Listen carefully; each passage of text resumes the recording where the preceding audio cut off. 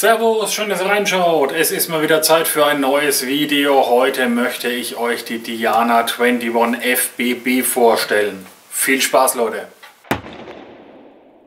Kommen wir erstmal zu den technischen Daten. 116 cm lang, ein Gewicht von 2840 Gramm. Das FBB steht für Fluted Bull Barrel. Das ist dieses Design, das ihr hier vorne dann später auch in der Nahaufnahme nochmal genauer sehen könnt, mit diesen Einkerbungen hier zurücklaufend Richtung Gewehr. Hat den großen Vorteil, dass man beim Knicken das Gewehr wunderschön halten kann und auch griffig wirklich was in der Hand hat. Das hier vorne ist Kunststoff, was auch gar nicht unbedingt so negativ sein muss, gerade für Ringträger wie mich, die dann immer aufpassen müssen, dass sie keine Kratzer in die Brünierung machen oder natürlich Handschuhe anziehen, ganz klar. Die müssen hier ein bisschen weniger aufpassen. Also gucken wir uns mal das Gewehr in der Nahaufnahme an und dann zeige ich euch mal die ganzen Besonderheiten. Hier vorne seht ihr das Laufende in Silencer Optik mit einem True Glow Korn, den FBB-Lauf, was so viel bedeutet wie Fluted Bull Barrel. Einfach der Vorteil, dass ihr hier wirklich richtig schön griffig das Gewehr spannen könnt. Das übrigens sehr, sehr leicht zu spannen ist, aber dazu kommen wir später noch. Dann haben wir hier den aufgerauten Vorderschaft. Hier oben seht ihr die verstellbare Kimme. Auch wieder natürlich mit True Glow Visierung.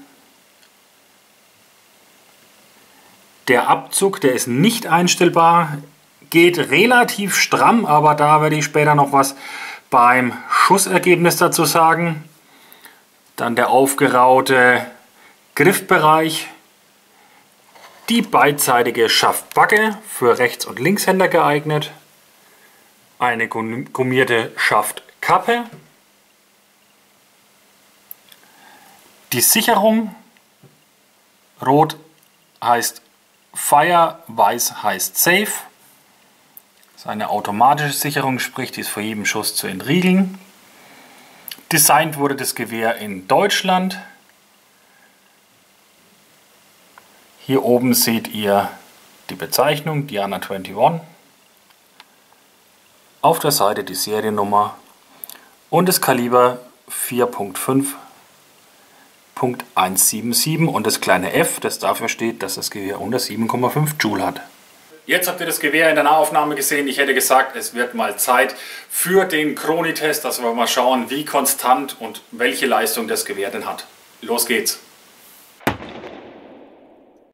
Wir machen jetzt den Chronitest der Diana 21. Schauen wir mal, wie konstant das Gewehr ist und welche Leistung wir haben.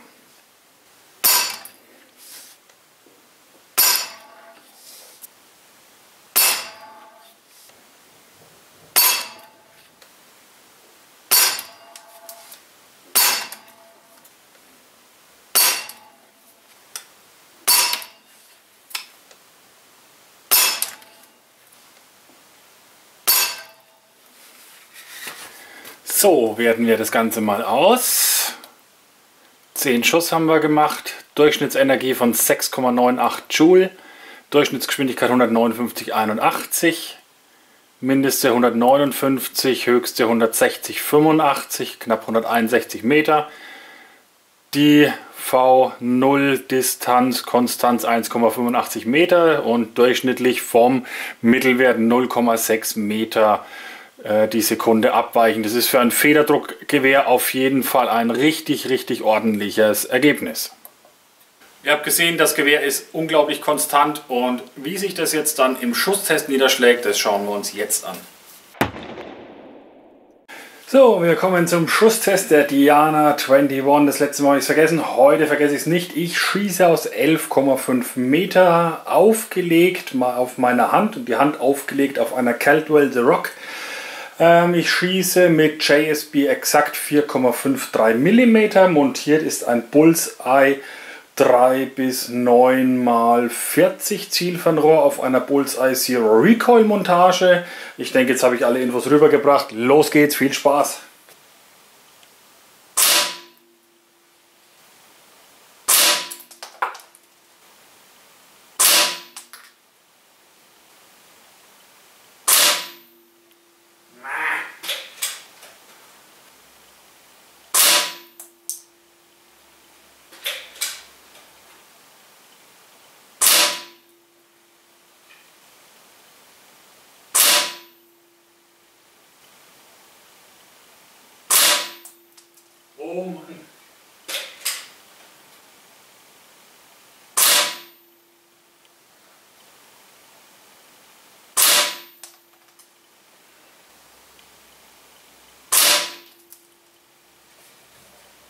Jeder Prellerschütze kennt's, eine Unkonzentriertheit und der Schuss haut ab. Ihr habt's gesehen, der innere Kreis hier, das ist 1 Zentimeter, also im kompletten Durchmesser. Das heißt, das sind mal, ich habe jetzt nicht mitgezählt, wie viele ich gemacht habe, aber ich sag mal 70-80% sind mal in diesen 1 Zentimeter eingeschlagen und hier unten haben wir noch ein bisschen was hingeballert und der letzte ist mir dann auch noch abgehauen. Ich habe dann lieber aufgehört, bevor es noch mehr schief geht. Das Gewehr lässt sich wirklich super schießen, es lässt sich easy spannen, also ohne Kraftaufwand. Der Abzug geht recht schwer, muss ich wirklich sagen. Dafür ist der Riesenvorteil, dass fast kein Prellschlag da ist. Deswegen war trotzdem schweren Abzug wirklich so ein gutes Schussergebnis möglich. Klar, die da unten sind mir abgehauen, aber das könnt ihr ja dann besser machen.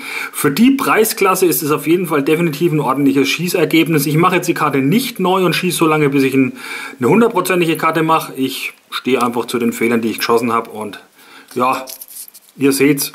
11,5 Meter verschwindet noch alles locker unter einem 5-Cent-Stück und die meisten sind hier in diesem Bereich von 1 Zentimeter gegangen. Ich denke, das ist kein so schlechter Wert. Ihr habt den Schusstest gesehen, es ist wirklich mehr als akzeptabel. Der Brennschlag ist sehr gering und es lässt sich super leicht spannen. Also es ist ein tolles Einsteigergewehr, auch für schmächtigere Personen bzw. jüngere Schützen. Da lässt sich wirklich drauf aufbauen. Vorhin hatte ich noch vergessen, natürlich die 11 mm Prismenschiene ist hier oben eingefräst. Könnt ihr ein Zielfernrohr montieren, hatte ich ja auch beim Schusstest. Oder ihr könnt ein Red Dot zum Beispiel montieren. Ich könnte mir vorstellen, dass es mit dem Gewehr auch super Spaß macht, gerade auf Dosenschießen oder so.